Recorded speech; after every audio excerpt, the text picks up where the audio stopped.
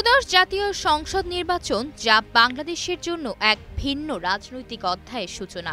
ইতোমধ্যেই শুরু হয়েছে নির্বাচন মাঠের লড়াই। এরই মাঝে তরুণদের নতুন রাজনৈতিক দল জাতীয় নাগরিক পার্টিও আত্মপ্রকাশ করেছে।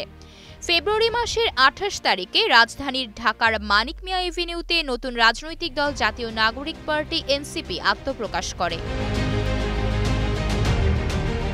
বাংলাদেশে এই প্রথম তরুণদের নেতৃত্বে একটি রাজনৈতিক দলের সূচনা হলো।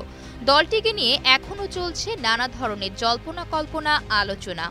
বিশেষ করে ছাত্রদের এই দলটি দেশের মানুষের কাছে কতটা গ্রহণযোগ্যতা পাবে কিংবা কতদিন টিকে থাকবে সেসব প্রশ্নও যেন উঠছে। ডিসেম্বরে জাতীয় সংসদ নির্বাচন ধরেই প্রস্তুতি চলছে। সেক্ষেত্রে অক্টোবরের দিকে তফসিল, ডিসেম্বরে ভোট এবং জানুয়ারিতে সরকার গঠন এমন লক্ষ্য নিয়েই নির্বাচনী রোডম্যাপ সাজানোর প্রস্তুতি চলছে বলে জানা গেছে। সেই হিসেবে নতুন দলটির হাতে সময় ১০ থেকে ১১ মাস। দলটির সামনে এখন নানামুখী চ্যালেঞ্জ রয়েছে। নতুন রাজনৈতিক দলগুলোর জন্য নিবন্ধন পাওয়া অনেকটাই কঠিন এবং চ্যালেঞ্জিং একটি প্রক্রিয়া।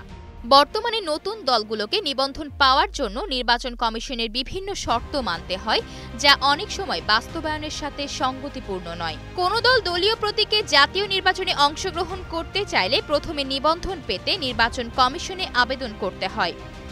গণপ্রতিনিধিত্ব আদেশ ১৯৭২-এর ৯০-এর ক ধারা অনুযায়ী কোনো রাজনৈতিক দল নিবন্ধন পেতে চাইলে ৩টি শর্তের যে কোনো একটি পূরণ করতে হবে।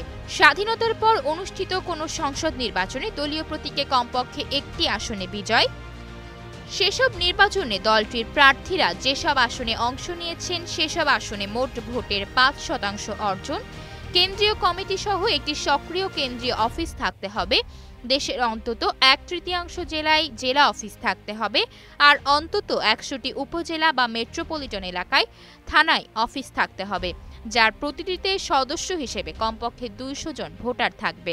এসব ছাড়াও নিবন্ধন পেতে আগ্রহী দলটির গঠনতন্ত্রে কেন্দ্রীয় কমিটি সহ সব কমিটির সদস্য নির্বাচিত করা, কমিটিতে কমপক্ষে ৩৩% নারী সদস্য রাখা, এসব সহ আরও কিছু বিধান রাখার শর্ত রয়েছে।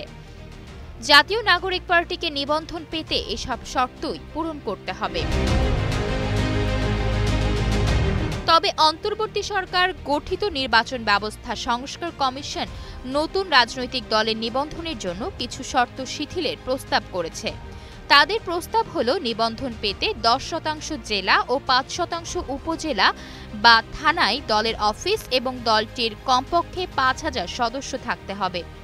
নির্বাচন কমিশনের সাবেক অতিরিক্ত সচিব ও সংস্কার কমিশনের সদস্য জেসমিন টুলি বলেন, নতুন হওয়ায় এতগুলো জেলা এতগুলো উপজেলায় অফিস করা তো একটু কষ্টকর কিংবা কঠিন ব্যাপার।